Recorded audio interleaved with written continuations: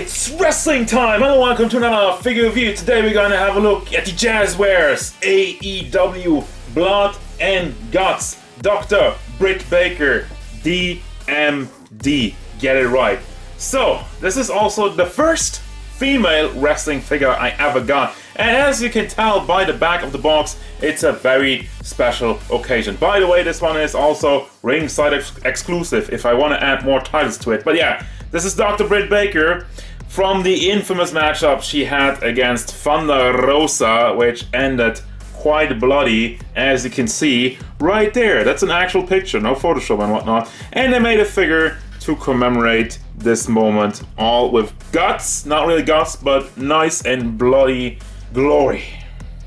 Oof, this one is weird, but before I even go into that, let's have a look at the size. She stands 16.5 centimeters to the top of the bun in the back, or like 16 if you're going to the top of the face, top of the head, or like 6.5 inches or 6.4 inches tall, depending on where you look. Size comparisons. Here's Jalter, Naka Michelangelo, the SH Figure Art Super Saiyan 4 Goku, Metal Stone Cold Steve Austin, and Darkseid. Overall look and detail of the figure, and I feel like this, it's where it gets problematic. First and foremost though, I have only good things to say about the head sculpt. I think it looks somewhat accurate to the wrestler in Britt Baker, and the blood splatter that go all over the face, and the hair. It's pretty nice, you know, it's a nice touch, and obviously it's the biggest attraction of this figure, being a ringside exclusive and everything. The hair sculpt looks somewhat muddy, and this, like, the way it's just kind of cut off over here, so straight, it just looks weird, but I guess that's just amount of detail. And also, like, in the side over here, like, I don't know what's really going on, it just looks, I don't know. But it's hard to say though, because during the match her braids became completely undone and covered in blood, and maybe that's what they were going for since it's so messy looking, but I don't really know. Again, face sculpt's good, smile on it. I also love how you molded all the detail in her top. That is good and it's painted well. However, the first issue I have is with this line, which we also got down here. I got a picture of Britt Baker from the match, and looking at the gear, you can tell that they really skipped a lot of the detail in it. Okay, I can get over that, but there's some more issues. So, another thing I have, like, in general with the Jazwares figures, this wobbly elbow joint. Stop doing that. Also, I'm, like, so afraid it's disconnecting. Also, she only has these weird claw hands, by the way, which, yeah, you only got one more hand, which we'll get to, but that's it. You're gonna have to do with those. As we move down, it gets worse. Now, also, by the way, the skin tone is just this plastic over here. It's not painted anywhere, so it looks kind of weird. It looks kind of not too great. Also, there's damage in the plastic all over it. Like, what's up with that? I almost forgot about that. But yeah, there's some more over here. I know she's been in like a grueling fight, but that's not where the damage is supposed to be. Moving down to the crotch piece, first and foremost, it looks like they just scratched off some silver over there, because as you can tell, this part over the pantsu, there's just a line of silver, and also if you rotate it, it's black in there, which is just like, what's going on over there. Also, they didn't make the piercing in her belly button, which is it's a small detail, sure, but like, if you're gonna do like special edition Blood and Guts Britt Baker, then go all the way. What the hell is this? It's still, the paint on it is good, but obviously it's also just painted on there. Nothing on the crotch piece is molded on. And then the legs. Oof, they have no shape. This is just like a tube, and this is kind of just like going an angle for no reason whatsoever. The legs, I feel like, are really insulting. 0 out of 10 on the legs. The mold on it really needs some refining, needs some retuning, because this is embarrassing. Anyway, down to the boots, you have some more detail over there, which isn't really looking as it's supposed to.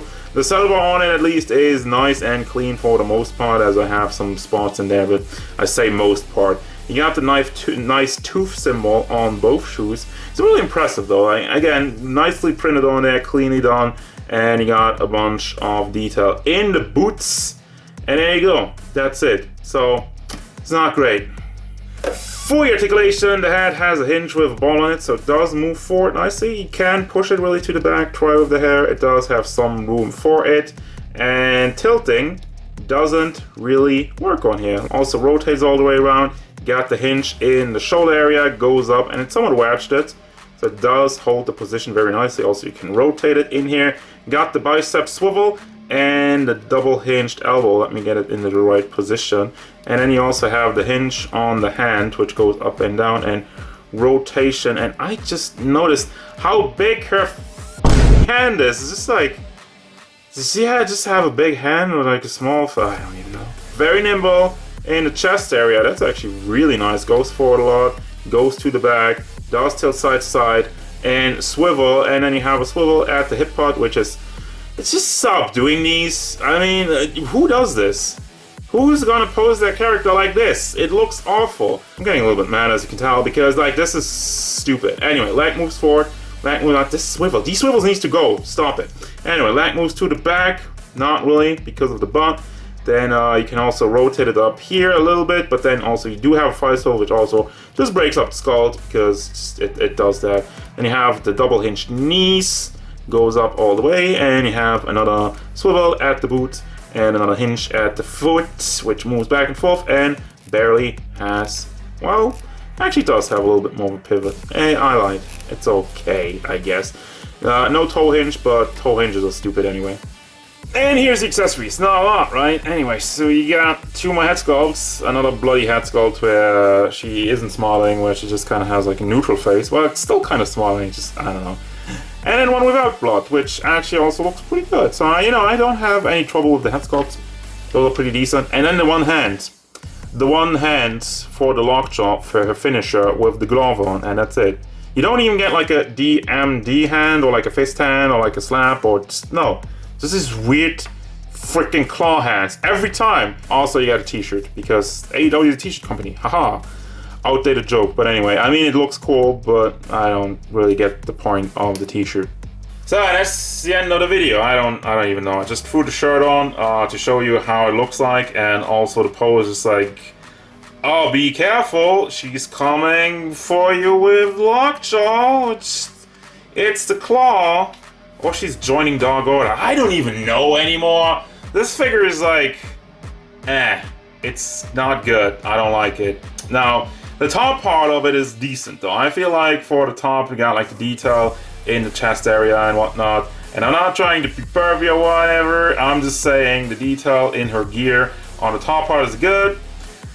But the lack of paint in the skin tone, the shapeless legs, the maybe too big hands, too small head. Can't put my finger on it. There's a lot of things wrong with this one. As such, I cannot really recommend it. Thank you very much for watching. Don't forget, if you enjoyed this review, hit it up with a like and subscribe to the channel so you can stay tuned for more figure reviews, card game stuff, and whatever Doctor Britt Baker D.M.D wants.